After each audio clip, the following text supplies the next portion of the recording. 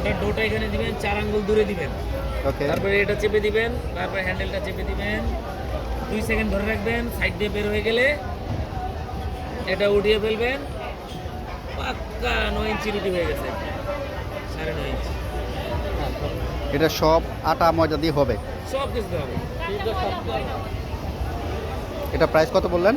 3250, 2650, 2250, আর এটা হলো 3500।